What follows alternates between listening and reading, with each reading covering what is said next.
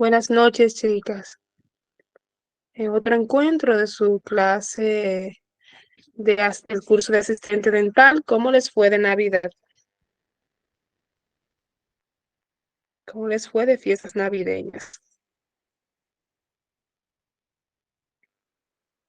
Cuénteme, ¿todo bien?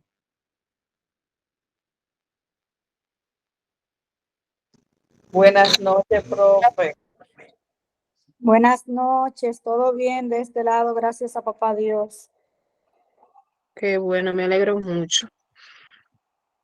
En el día de hoy vamos a continuar con el módulo 5, esterilización de instrumentos, y con la última guía de este módulo, que es la guía número 3.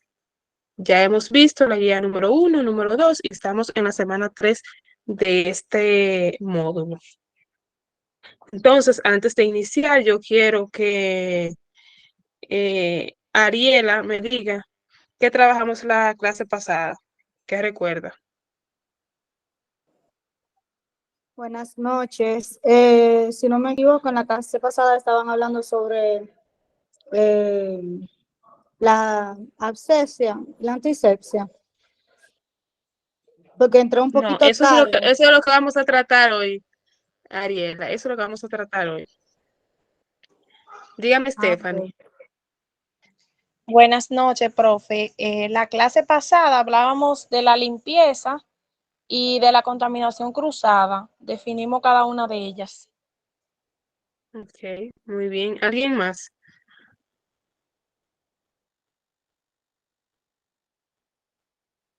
¿Alguien más?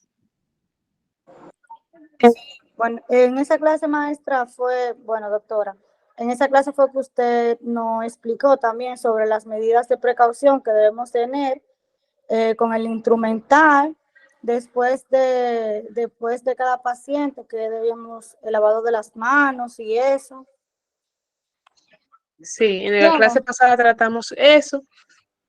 Además, hablamos de los tres procesos a los que deben de estar sometidos el instrumental para que esté correctamente, lo podemos utilizar de forma correcta, es decir, que esté correctamente esterilizado.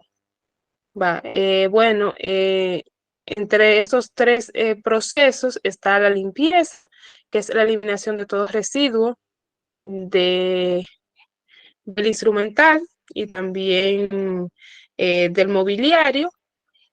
Hablamos de desinfección, en el que utilizamos desinfectantes que nos van a ayudar a eliminar lo que es la carga bacteriana de las superficies.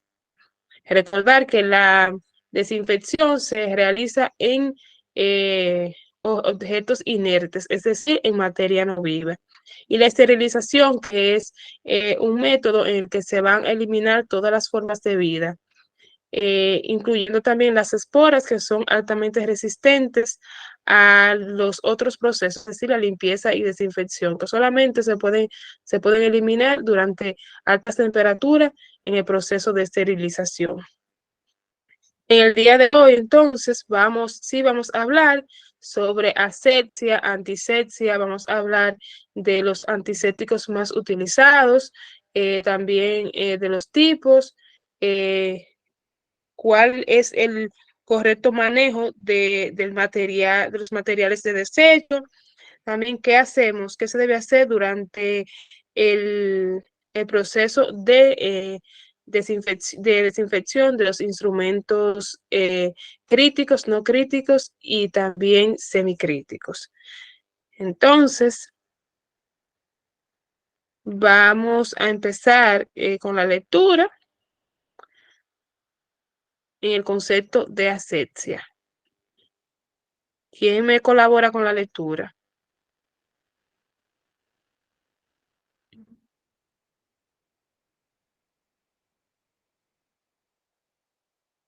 Amiris, ¿me puede ayudar con la lectura? Sí, doctora, claro que sí. Vamos a ver. Asepsia, conjunto de procedimientos que evitan la introducción de gérmenes patológicos dentro de un determinado organismo, ambiente y objeto. Es un conjunto de procedimientos que se implementan en un ambiente determinado con el objetivo de prevenir y evitar la contaminación del mismo por agentes patológicos e infecciosos. Para conseguirlo, se emplea la limpieza, la esterilización de los objetos y el empleo de técnicas de aislamiento, etc. Continúe. Bien, dice, ¿cuál es el objetivo de la asepsia? El principal Sí. objetivo de este procedimiento es evitar que los microorganismos sobre los que se actúa se conviertan en una fuente de contaminación. Los procedimientos de asepsia contemplan técnicas o métodos relacionados con la higiene de los espacios y las superficies materiales. En este sentido, las principales técnicas son limpieza y lavado, desinfección, esterilización, indumentaria y utensilios adecuados, correcto manejo de los residuos sólidos intrahospitalarios, proporcionar información, técnicas de aislamiento. Antisepsia. Es el conjunto de procedimientos que tienen como objetivo disminuir la cantidad de gérmenes presentes en los tejidos vivos del área operatoria, piel y mucosa, y de las manos de los miembros del equipo quirúrgico que trabajarán en condiciones de esterilidad, cirujano, ayudantes e instrumentista, disminuyendo de esta manera la probabilidad de una infección en la herida quirúrgica. El término también es extensivo a la aplicación de un antiséptico sobre una herida, aunque generalmente se utiliza el verbo desinfectar y no antiseptizar, que sería el correcto.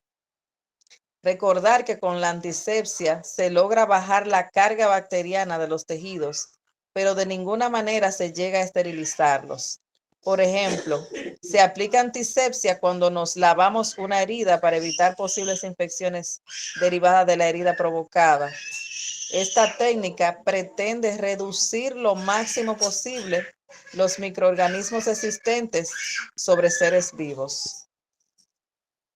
Deme un segundito a Miris para explicar un poco estos términos. Miren, la asepsia son todos aquellos procedimientos que llevamos a cabo con el fin de evitar que los gérmenes nos produzcan enfermedad. Todos esos procedimientos que utilizamos son los que ya conocemos: limpieza y lavado de manos, desinfección, esterilización, también las técnicas de barreras, de aislamiento. Todo lo que ya hemos visto hasta ahora corresponde a lo que es la asepsia, es decir, procedimientos que se emplean con el objetivo de prevenir y evitar la contaminación, que nos contagiemos con los microorganismos presentes en el consultorio o en la clínica dental.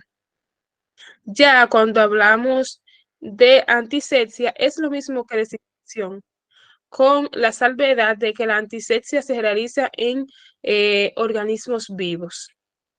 La desinfección se realiza en el mobiliario, en los instrumentos, pero ya la antisepsia es en organismos vivos. Vemos aquí una imagen de una antisepsia con un antiséptico, con una solución jabonosa. Entonces,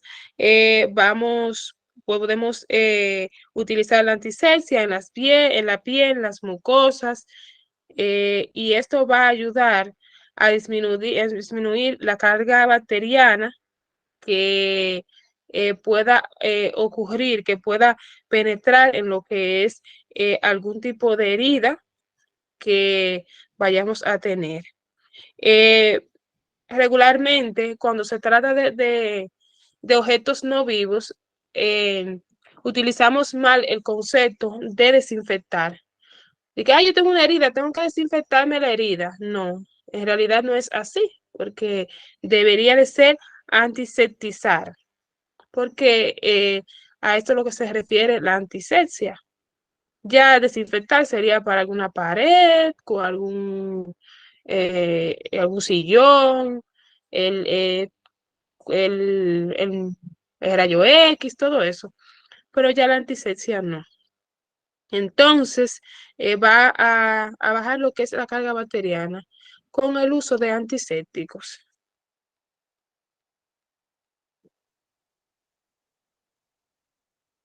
Continúe, Miris. Bien, dice que los antisépticos son sustancias antimicrobianas que se aplican a un tejido vivo o sobre la piel para reducir la posibilidad de infección, sepsis o putrefacción. Deben distinguirse de los antibióticos que destruyen microorganismos en el cuerpo y de los desinfectantes que destruyen microorganismos existentes en objetos no vivos. Se utilizan jabones sólidos o soluciones jabonosas que contienen antisépticos. A continuación, se detallan los más utilizados. Jabones sólidos. El jabón por sí mismo produce un descenso brusco de la tensión superficial a nivel del protoplasma bacteriano. No obstante, se le agrega una sustancia antiséptica para aumentar la acción germicida. Ejemplos: jabón de yodo, povidona, y jabón de cloroxileneol.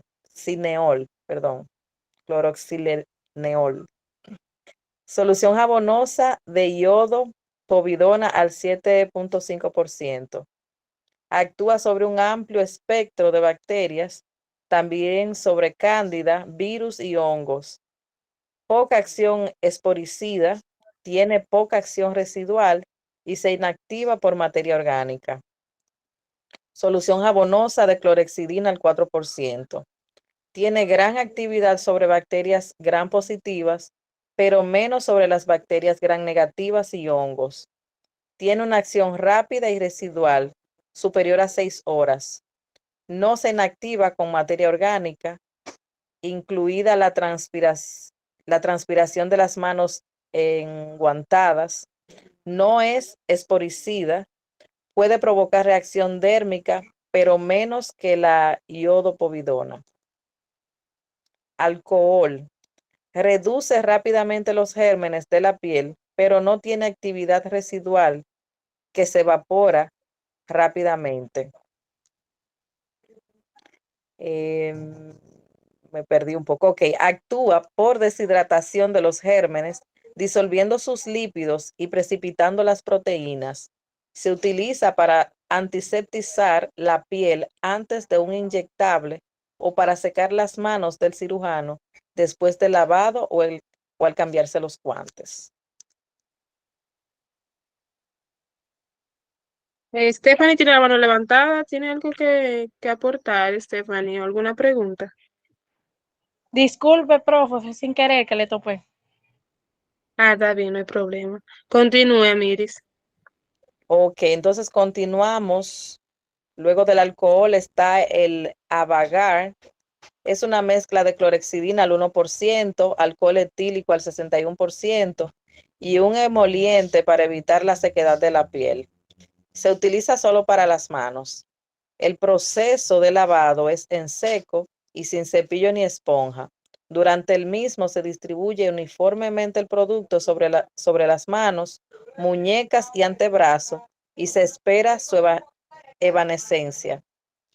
Antes de aplicarlo, las manos tienen que estar perfectamente limpias a través de un lavado social. Déjame explicar los antisépticos. Miren, los antisépticos son aquellos que utilizamos para eh, bajar la carga microbiana de los tejidos vivos. Dentro de estos hay muchos que ya conocemos, por ejemplo, los jabones sólidos que lo utilizamos en nuestro hogar, también están los líquidos.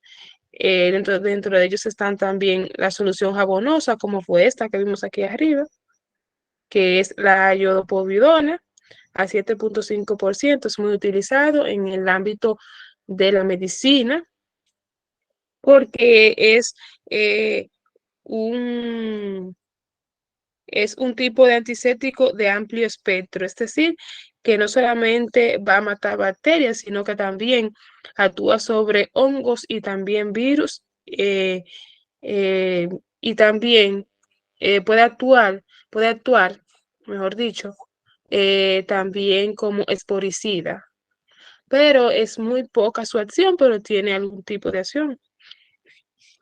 También está la clorexidina al 4%, la solución jabonosa. Ustedes saben que la clorexidina es un antiséptico muy utilizado en odontología porque ha dado buenos resultados. Lo podemos ver como spray, lo podemos ver como colutorio, también en gel y también con una solución jabonosa. También tiene este amplio espectro y ataca más las, algunos tipos de bacterias como las gram positivas y también hongos. Bueno, tiene una acción residual rápida, es decir, que con los restos que quedan del jabón, este va a seguir actuando por lo menos 6 horas. No actúa contra las esporas y puede provocar un poco de reacción alérgica, pero no casi siempre, nunca. Es muy raro que las personas presenten algún tipo de reacción.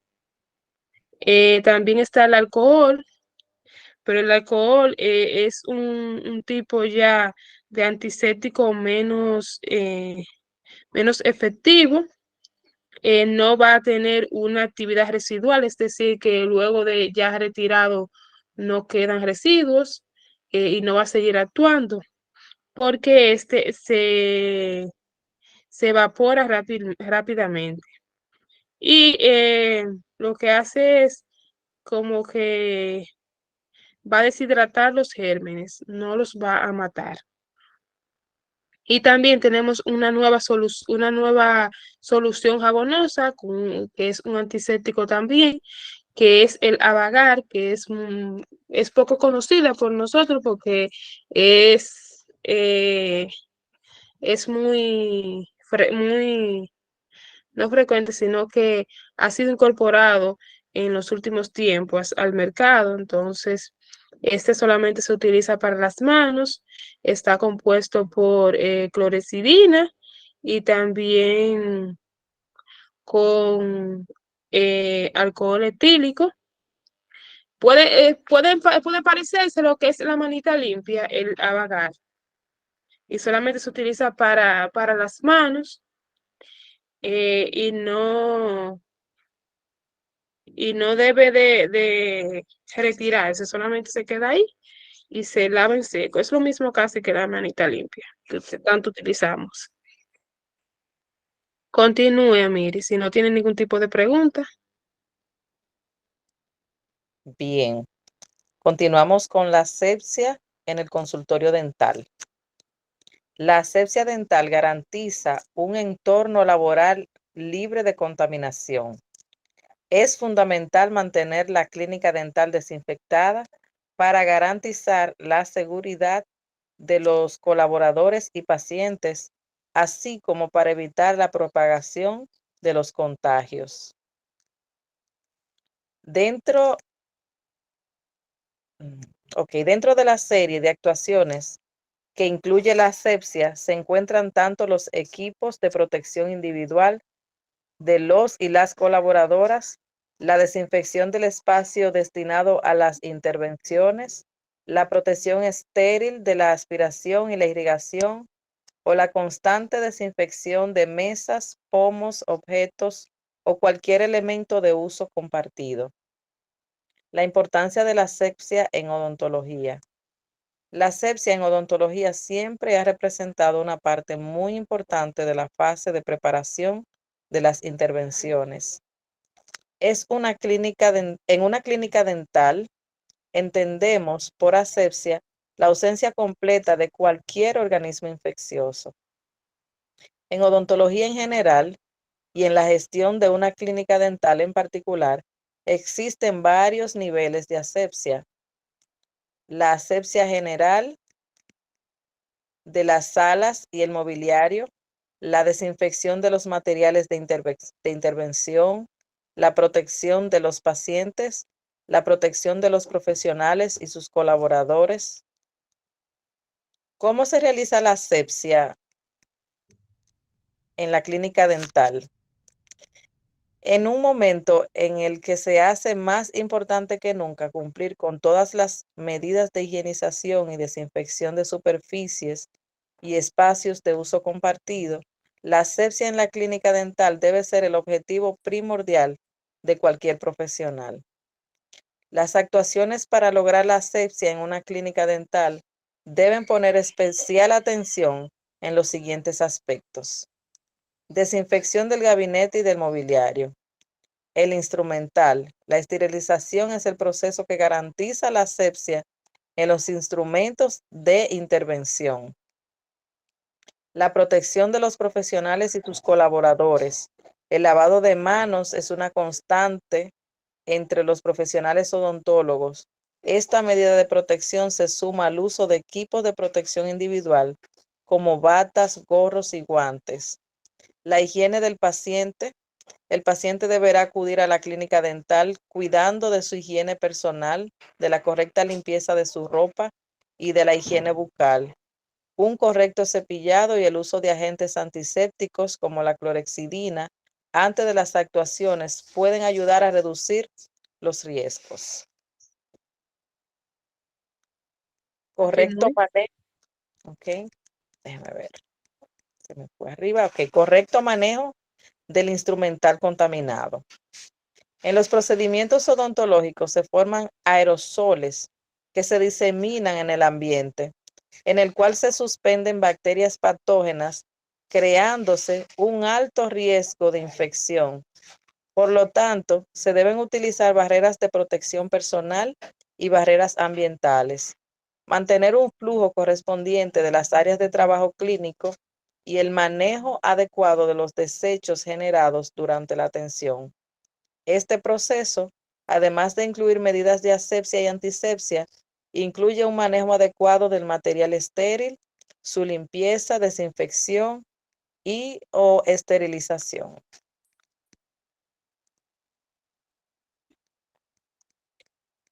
A ver. En las clínicas se utiliza material sanitario o instrumental no desechable. Por ello, se debe contar con un espacio diferenciado para el área de esterilización y comprender la clasificación de los instrumentos que son críticos. Estos corresponden a instrumentos quirúrgicos cortopunzantes u otros que penetran en los tejidos blandos o duros de la cavidad bucal. Ejemplo, instrumental de cirugía, endodoncia, periodoncia y otros. Estos deben ser esterilizados después de cada uso. Están los semicríticos. Corresponden a instrumentos que no penetran las mucosas, pero pueden estar en contacto con ellas o expuestas a la saliva, sangre u otros fluidos, como es el caso del instrumental de ortodoncia, prótesis y otros.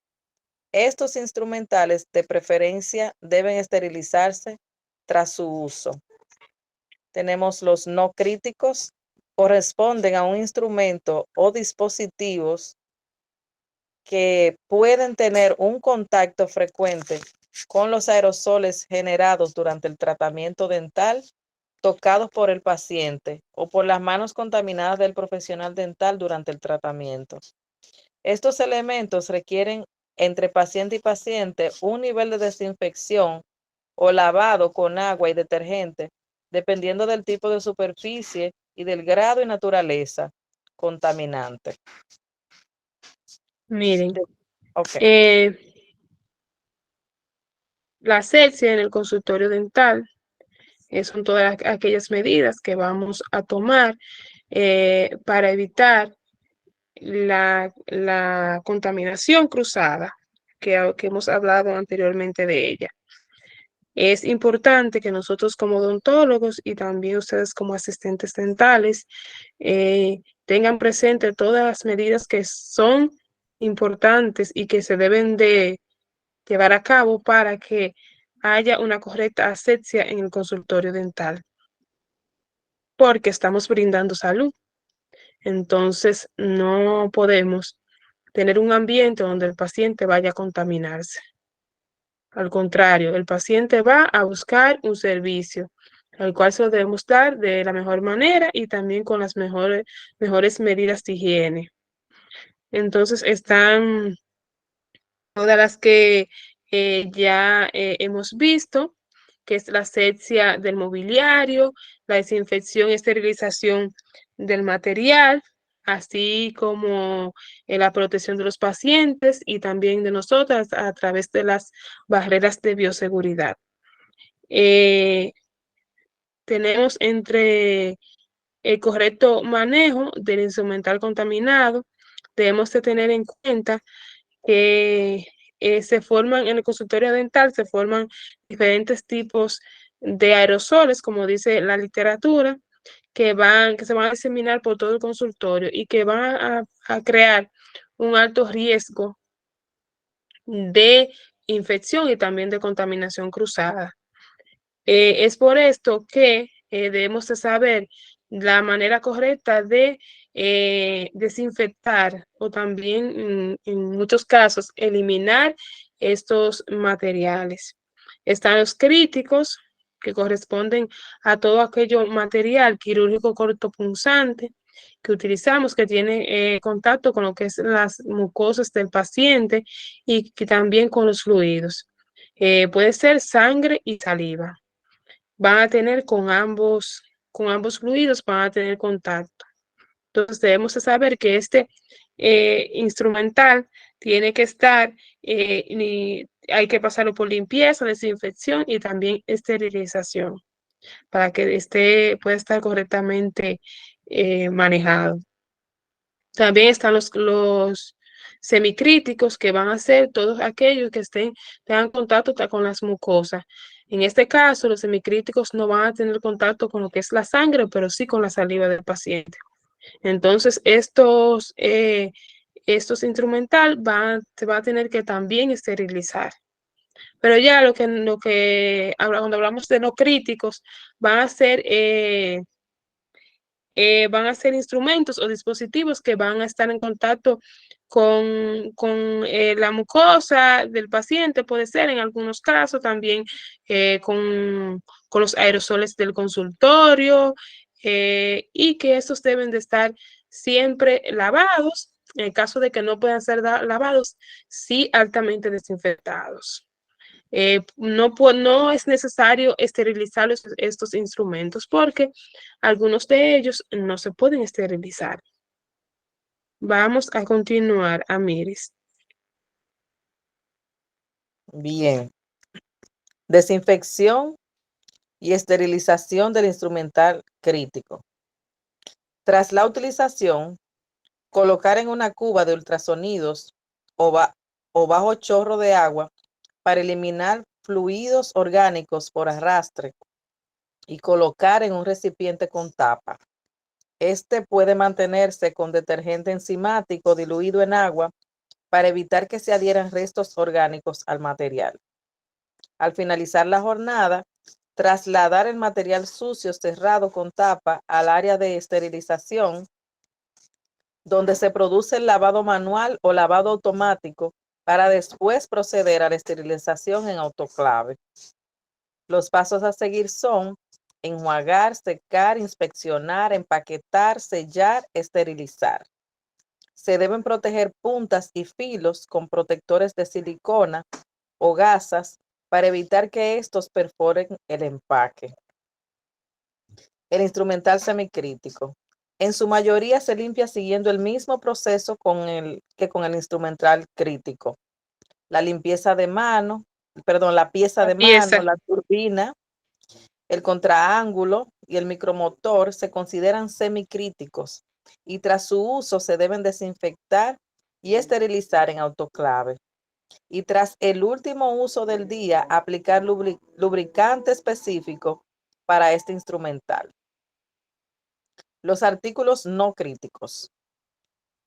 Sillones, equipos de rayos X intraorales, ordenadores, sillas, botones eléctricos del sillón, superficies, tiradores de las cajoneras.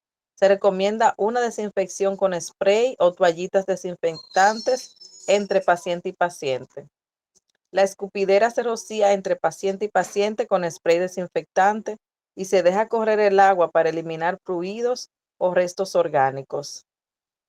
El acople de la aspiración se debe dejar funcionar aspirando una solución de desinfectante más agua, según recomendaciones del fabricante.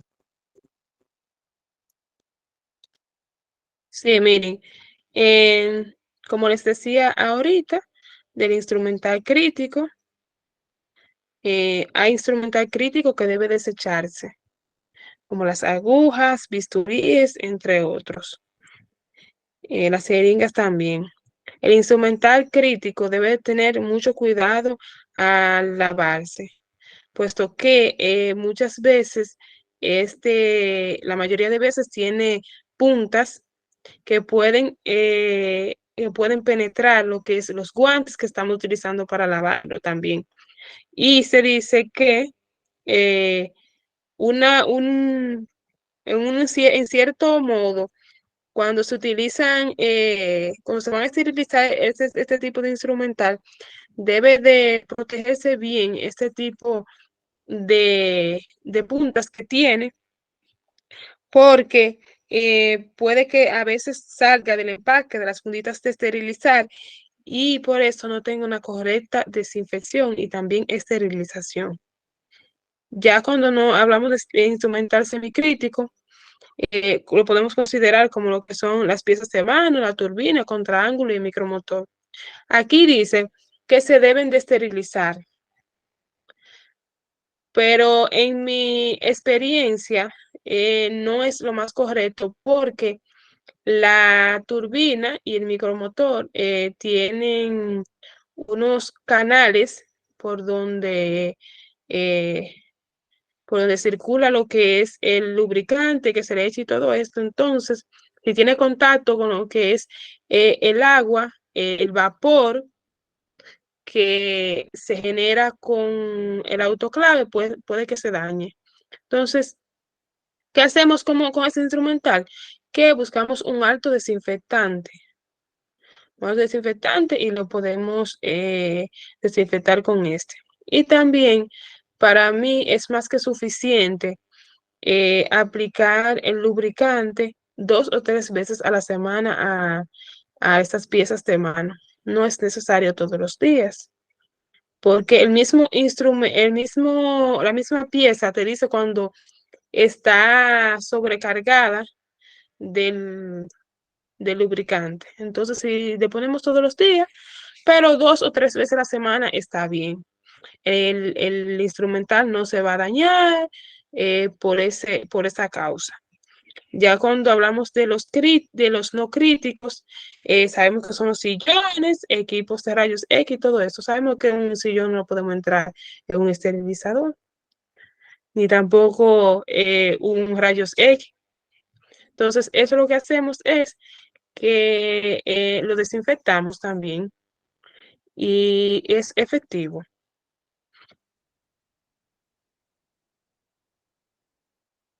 Continúe, Miris.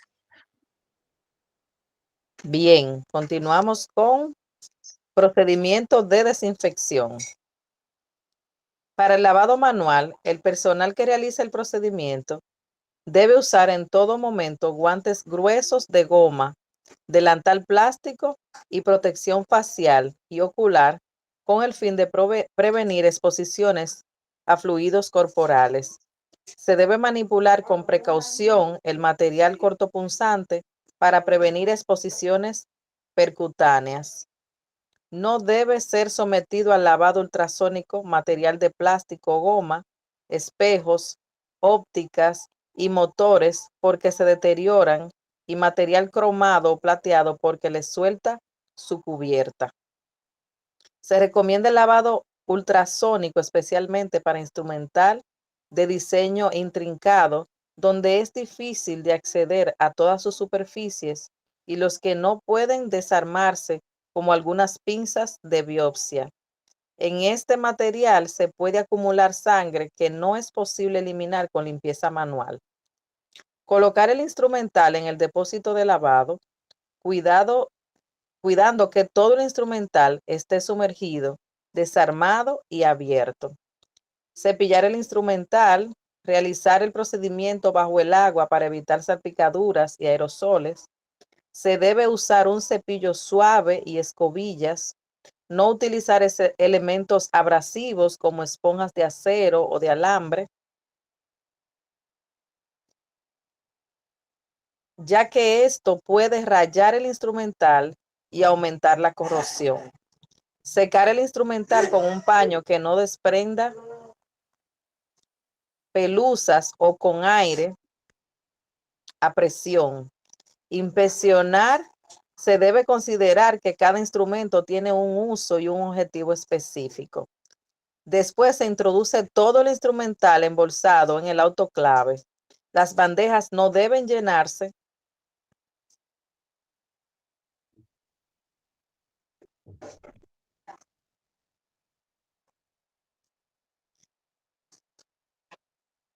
Las bandejas no deben llenarse mucho, ya que las bolsas se inflarán durante el proceso de esterilización y requieren de espacio extra para su correcta esterilización.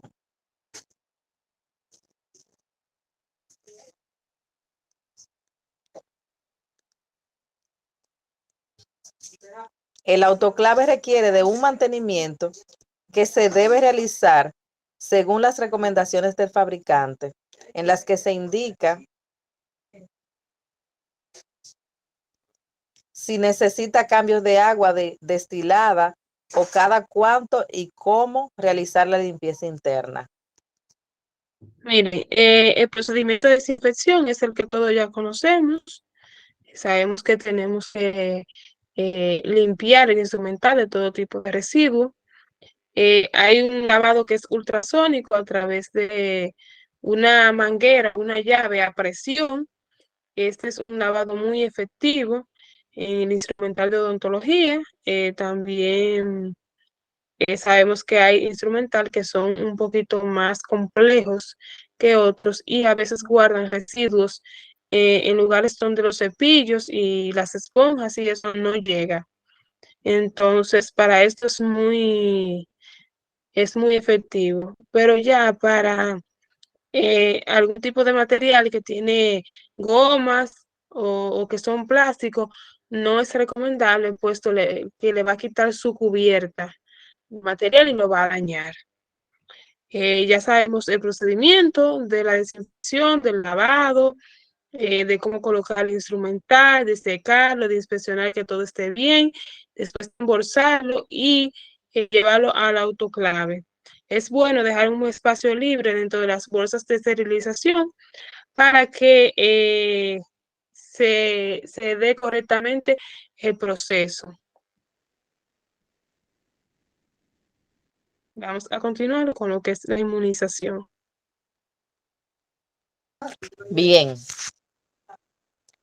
La inmunización es el proceso por el que una persona se hace resistente a una enfermedad, tanto por el contacto con ciertas enfermedades o mediante la administración de una vacuna.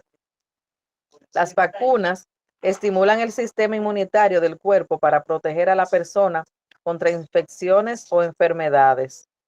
La inmunización previene enfermedades, discapacidades y defunciones por enfermedades prevenibles por vacunación, tales como el cáncer cérvico-uterino, la poliomielitis, el sarampión, la rubeola, la parotiditis, la difteria, el tétanos, la tosferina, la hepatitis A y B, las neumonías bacterianas, las enfermedades diarreicas por rotavirus y las meningitis bacterianas.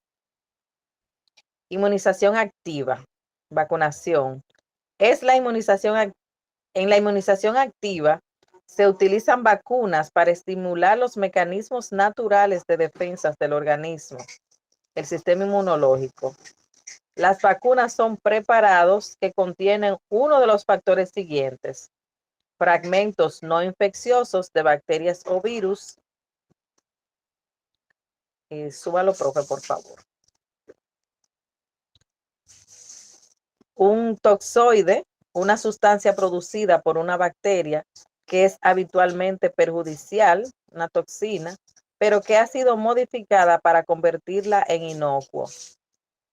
Un microorganismo completo y vivo debilitado, atenuado, para que no cause la enfermedad. El sistema inmunitario del organismo responde a una vacuna mediante la producción de sustancias como anticuerpos y glóbulos blancos o leucocitos que reconocen y atacan a las bacterias o virus específicos contenidos en la vacuna.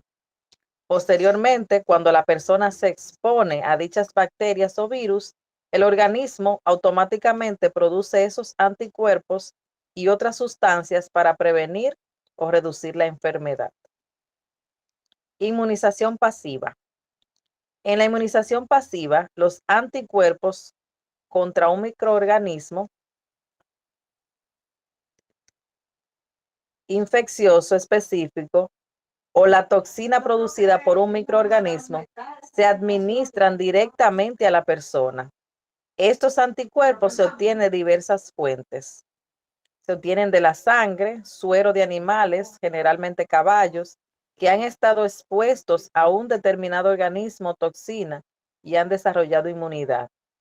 Sangre extraída de un gran grupo de personas, en cuyo caso se denomina concentrado de inmunoglobulinas humanas combinadas. Personas que poseen anticuerpos contra una enfermedad en particular, es decir, personas que han sido inmunizadas o que se recuperan de la enfermedad, denominándose en este caso vacunación. Administración de las vacunas. Las vacunas y los anticuerpos normalmente se administran por inyección en un músculo, vía intramuscular, o bajo la piel, vía subcutánea. En algunas ocasiones los anticuerpos se inyectan en una vena, vía intravenosa. Un determinado tipo de vacuna contra la gripe se rocía en la nariz. Puede administrarse más de una vacuna a la vez, ya sea en una vacuna combinada o mediante inyecciones individuales, aplicándose en este caso en diferentes partes del cuerpo. Algunas vacunas se administran de forma rutinaria, es decir, a la mayoría de las personas con un calendario recomendado. Por ejemplo, el toxoide tetánico se administra a adultos, preferiblemente cada 10 años. Algunas vacunas se administran de forma rutinaria a los niños. Otras vacunas se administran principalmente a grupos específicos de personas. Por ejemplo, la vacuna contra la fiebre amarilla se da solo a personas que viajen a ciertas partes de África o América del Sur. Existen también otras vacunas que se administran después de una posible exposición a una causa específica. Por ejemplo, la vacuna contra la rabia debe aplicarse a las personas mordidas por un perro u otro animal si dicho animal puede estar infectado por la rabia. Miren, la inmunización es el proceso por el cual las personas nos hacemos resistentes a las enfermedades. Puede ser por algún contacto, alguna enfermedad y que nos hayamos podido recuperar de ella o por la administración de vacunas. Actualmente las vacunas son un método muy efectivo para el control de las enfermedades. Con su creación hace décadas, las vacunas vinieron a revolucionar lo que era el mundo, vamos a decirlo, en el mundo del área de médica, puesto que en esos tiempos, por ejemplo, las personas que sufrían de polio, saben que la poliomielitis es una enfermedad que va a afectar a las personas, casi siempre en edades tempranas, en los niños, y van a causar que, por ejemplo, los músculos del cuerpo no funcionen de manera correcta. Entonces, en ese tiempo, cuando no existían vacunas contra el polio, lo que pasaba era que la persona quedaba incapacitada totalmente y tenía que ser ingresada, vivir su vida dentro de una máquina que pudiera permitir respirar. En días pasados estaba viendo de un señor que todavía eh, está con eso, se llama pulmón de acero, lo pueden buscar. Y ese señor sufrió de polio, le dio el ataque de poliomielitis 6 meses antes de desarrollarse lo que fue la vacuna. Entonces, él ha tenido que vivir toda su vida de esa manera. Y el señor no ha sido como que se ha podido, no se ha frenado por eso en su vida. Estudió, que escribió libros, utilizando un lápiz y su boca, hizo muchísimas cosas, que uno se puede mirar y dice, Dios mío, ¿cómo ese señor pudo hacer eso? Pero cuando hay deseo de hacer las cosas, eso siempre pasa. Entonces, la inmunización va a prevenir enfermedades, va a también impedir lo que son las discapacidades y también disfunciones del cuerpo. Existen muchos tipos de vacuna, como son esa que le dije contra la poliomielitis, sarampión, la rubeola, la parotiditis, que es la inflamación de las glándulas parótides, que antes le llamábamos papera. No sé si a alguno le dio. Me imagino que sí. A todos casi cuando estábamos pequeños nos dio papera. Por ejemplo, la vacuna del sarampión, rubeola y papera se llama SRP por las iniciales de las enfermedades, vienen juntas. Por ejemplo, la difteria y tétanos también vienen juntas, una sola vacuna que se llama DT. También hay una que se llama DPT, que es la difteria, tétanos y tosferina. También hay una de la hepatitis B, hay contra neumonías, también hay contra gripes, muchas vacunas existen. Entonces, debemos de ser conscientes y debemos de ser prudentes también. Nosotros tenernos todo nuestro esquema de vacunación. Saben que las vacunas son gratis en las instituciones públicas, en los hospitales, en los centros de atención de primer nivel.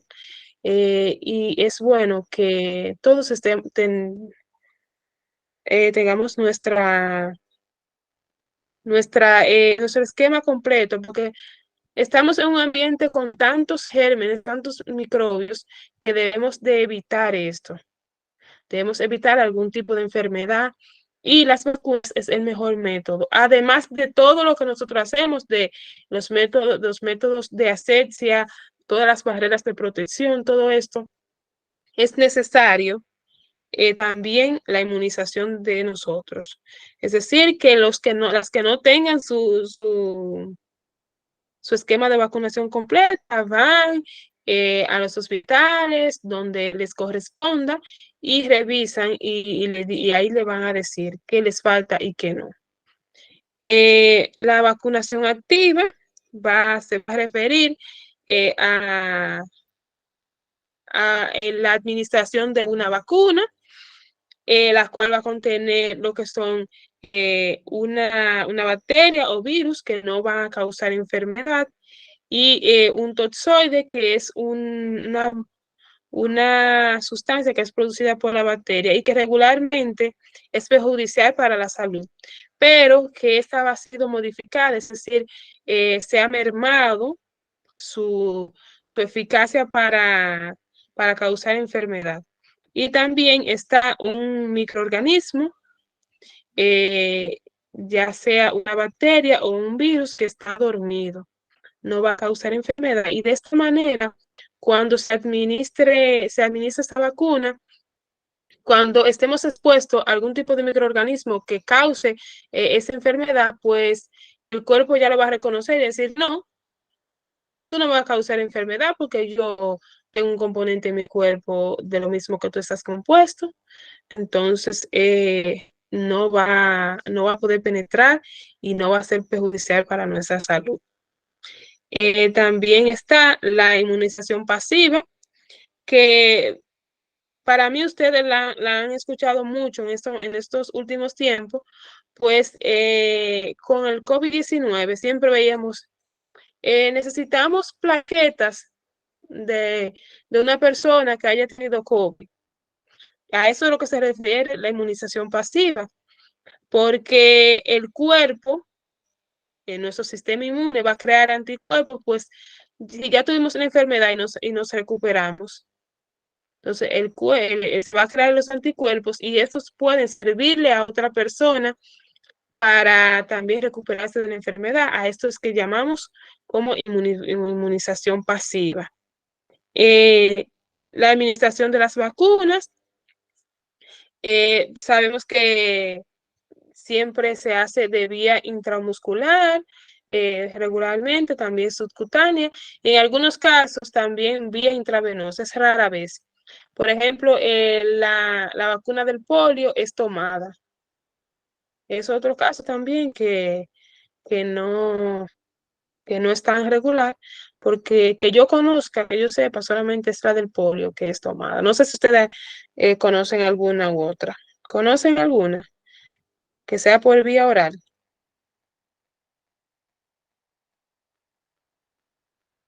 No, yo solamente conozco la del polio.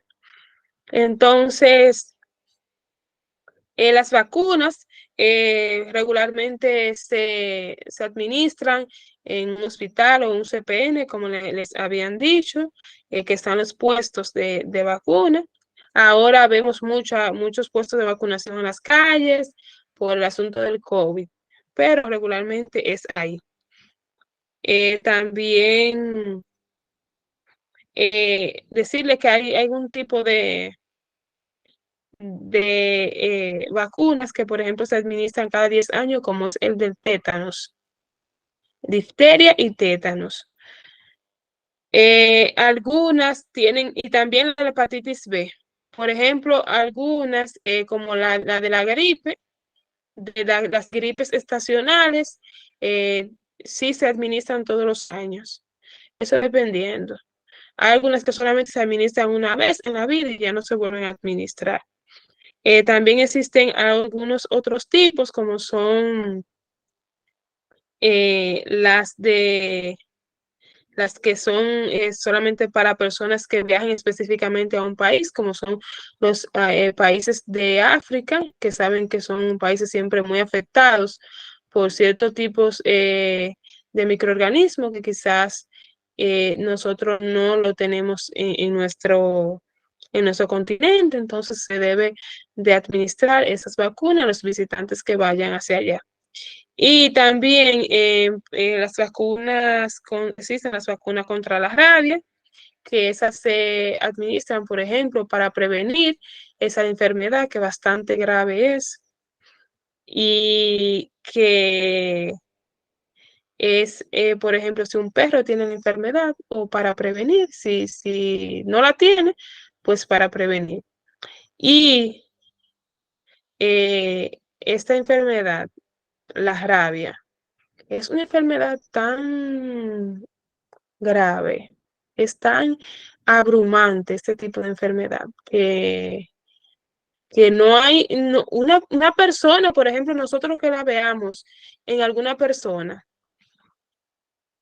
quedamos como traumados para la vida entera porque la persona es, Dios mío, irreconocible, porque es un tipo de microorganismo raptor, es decir, que va a penetrar directamente al cerebro del paciente y va a afectar el cerebro. Y regularmente las personas que son afectadas por la rabia mueren. No hay no hay como un método de intervención, no hay un medicamento que ayude, nada.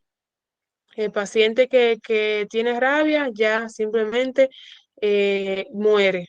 No hay ninguna forma. En este país pocas veces estaba leyendo unos artículos años atrás y estaba con una persona epidemióloga que sabe de todo eso, hablando, y me dice que ella tiene 35 años siendo epidemióloga y ella nunca ha visto un caso de rabia y no quiere verlo porque es tan impactante. Y cuando tú ves una persona que tú no puedes ayudar y que no puedes hacer nada, es peor aún. Vamos a continuar, Amiris, con el manejo correcto de desechos. Bien, continuamos. Dice que la basura odontológica debe ser reconocida como potencialmente peligrosa para la salud y el medio ambiente. El odontólogo y estudiante de odontología deben procurar un adecuado manejo de los residuos en la clínica dental con el fin de protegerse a sí mismos, a los pacientes y al entorno, evitando diseminar enfermedades y sustancias tóxicas. Las prácticas en odontología implican la generación de desechos peligrosos, líquidos y sólidos, los cuales contienen diversidad de material biológico potencialmente nocivo, por ejemplo, bacterias, virus, microorganismos, toxinas en la sangre, órganos dentarios, saliva y fluidos, entre otros. Todos estos son capaces de dañar el medio ambiente y la salud, por lo que un correcto manejo de estos residuos es indispensable en la clínica dental. Estos residuos peligrosos se han de identificar y clasificar para su posterior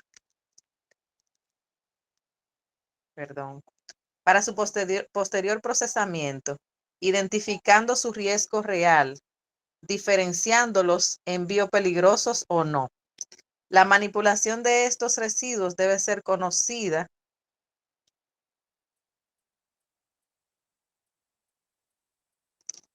y practicada obligatoriamente como una rutina diaria por todo el personal de la clínica. A continuación, encontrarás una lista con el correcto manejo de residuos peligrosos. Déjeme Identificarlo. leer, Ok. déjeme leerle yo esa parte. Está identificar los residuos, por ejemplo, según el tipo de residuo, estado en que esté, el envasado para desechar y el color. Por ejemplo, residuos que hayan entrado en contacto con la sangre, van a estar, pueden ser que estén sólidos y se van a envasar en bolsas de plástico de color rojo.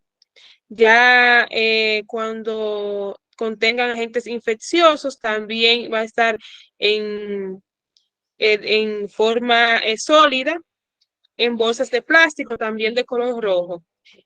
También residuos anatómicos que vayan a ser enviados para el laboratorio, pueden estar en forma líquida y se van a envasar en recipientes herméticos y también van a tener una cinta de color rojo. Cuando sean residuos anatómicos y patológicos, también pueden estar sólidos y la bolsa va a estar en plástico, una bolsa de plástico se va a envasar y puede ser de color amarillo. Ya cuando sean también esos mismos residuos, pero en forma líquida, van a estar en recipientes herméticos y se van a identificar con una cinta, puede ser de color amarillo. Ya cuando sean objetos cortopunzantes, usados y sin usar, sabemos que son materiales sólidos, van a estar en recipientes semirrígidos y van a tener una cinta de color rojo. Continúe, Amiris. Bien. Vamos a ver, profe, ¿dónde nos quedamos? Dice envasar los residuos generados en bolsas o recipientes. Ok. Correctamente marcados. Recolección y manejo internamente. Almacenamiento temporal. Comúnmente no se tiene recolección diaria de la basura.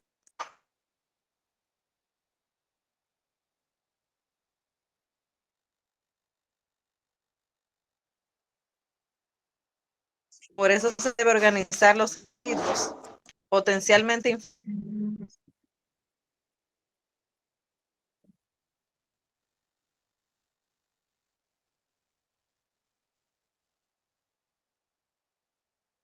recolección externa. Bueno, es la más, ok, ujú. Se le va un poco a mí. Déjeme ya Consultorio, terminar de sea leer. por parte de una em-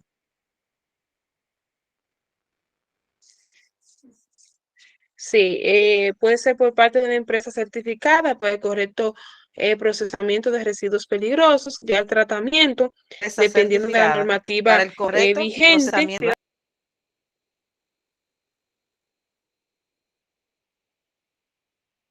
Ujú. Todo material que esté potencialmente infectado. Ahora sí, Amiris.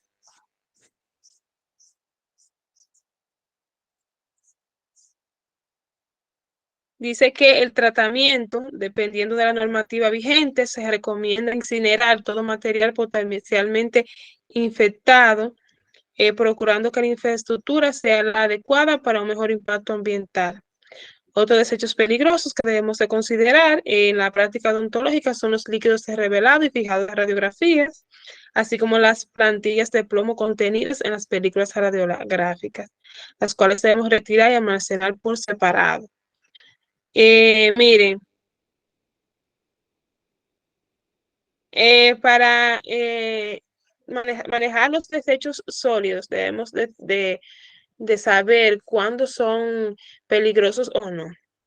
Sabemos que los materiales cortopunzantes no debemos de envasarlo en las mismas fundas donde echamos los residuos de guantes, de baberos, de algodón. No es lo mismo. Debemos de buscar un recipiente que sea más rígido, que las agujas o puntas, bisturíes, no traspasen el material para que esto no pueda hacerle daño a otra persona que esté en la recogida de la basura. Debemos de tener siempre esto presente.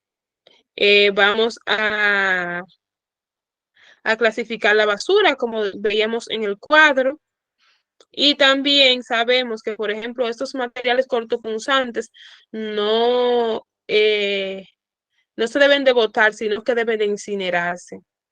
Por ejemplo, los que se utilizan en el consultorio, podemos, podemos envasarlo en un recipiente. Por ejemplo, hay galones que son rígidos o cualquier material que sea semi-rígido, que el material no se pueda exponer de alguna u otra forma. Entonces, llevarlo al centro de salud más cercano, que siempre tienen vías para incinerarlo. A veces regularmente, no a veces, sino regularmente en los hospitales provinciales existen incineradores, que habíamos hablado anteriormente de ellos. Y para que no se expongan y que los vertederos, nada de esto, porque pueden causar la enfermedad a las personas que los tratan. Entonces, eh, hasta aquí esta guía del módulo 3, del módulo 5, perdón, mejor dicho, la guía número 3. Entonces, si alguien tiene algún aporte o alguna duda en base a lo que hemos hablado el día de hoy, pues es el momento.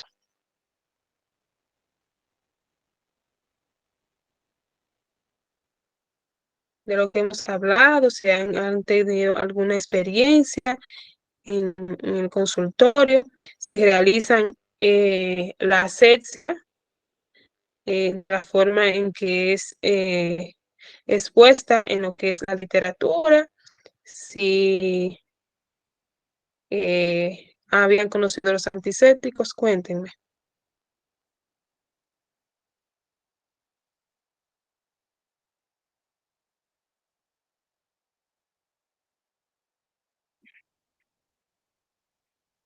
Cuénteme, no han conocido, no saben nada, no han visto nada de esto en ningún momento.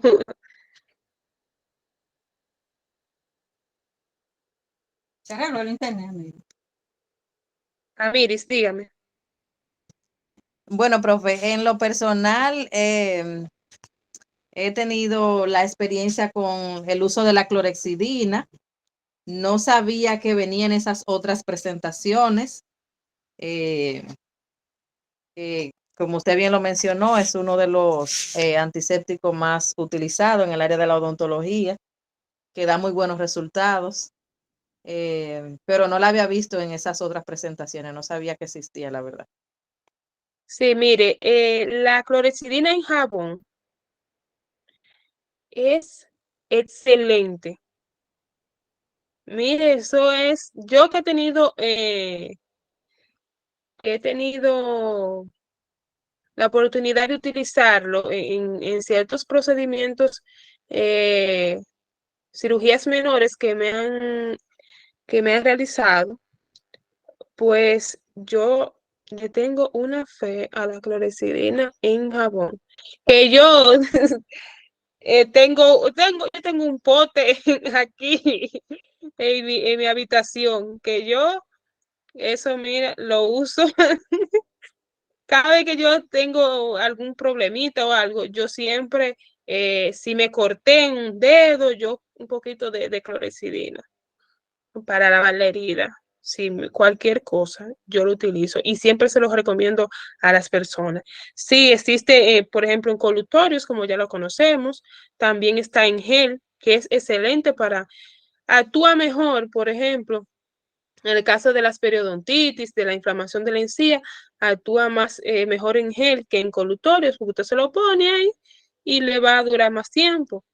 Y también está en spray, de muchas formas. La clorexidina es maravillosa.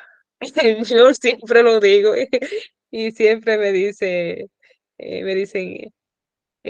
pero en jabón. Y para lavar la ropa en jabón. Por ejemplo, la ropa, intenten las ropas que ustedes utilizan, por ejemplo, en el consultorio dental, compren un jabón.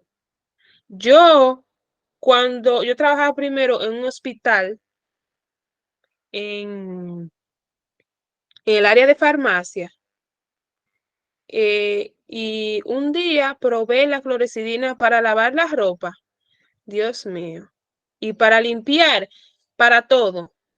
Yo, yo dije, yo no sabía que la clorexidina funcionaba tan bien. La ropa, ni cloro hay que echarle, porque la clorexidina se lleva todo, hasta las manchas. Yo no sabía. Después que yo probé la clorexidina como jabón, dije, no, pues ya la voy a usar siempre. Y siempre tengo mi potecito de clorexidina ahí guardado. ¿Alguien más tiene algún aporte o duda en base al tema? Maireni. Buenas noches, profe. ¿Me escuchan bien? Sí, muy bien. Hola. Ok, Yasiris, profe. Sí, Bueno, yo no pude estar sí, ya desde el principio, pero lo que pude escuchar sobre enfermedades, microorganismos y sobre la rabia, que usted dijo que es algo muy traumático. Yo nunca he visto un caso, pero yo supongo que sí, según la teoría, según lo que he escuchado, porque un síntoma muy característico de la rabia es que causa la hidrofobia, o sea, el cuerpo de la persona rechaza por completo el agua. Entonces yo imagino que eso debe ser muy horrible porque imagínate, usted no puede tocar el agua y no es porque usted quiere, sino que el cuerpo, como usted dijo, es una enfermedad que ataca el sistema nervioso, lo hace involuntariamente. sí, hay unos espasmos musculares, igual también que en el tétanos, por ejemplo, también es una enfermedad es horrible también el tétanos, porque también el microorganismo que lo, que lo causa es un microorganismo que afecta directamente al cerebro. Yo tampoco he visto personas con tétanos. pero también regularmente mueren 2 o 3 días luego de infectado, porque el microorganismo ataca rápidamente. Sí, yo nunca he visto caso, pero me dice mi madre que ella tenía un hermanito más pequeño que ella y él a los 4 años murió de tétanos porque ahora antes no habían las vacunas, no estaban todos esos mecanismos. Entonces, es muy penoso ver las personas con estos dos tipos de enfermedades regularmente, porque es que ataca directamente el cerebro y cuando se ataca el cerebro no hay forma de como de contrarrestarlo, porque se decía que, por ejemplo, la rabia, una forma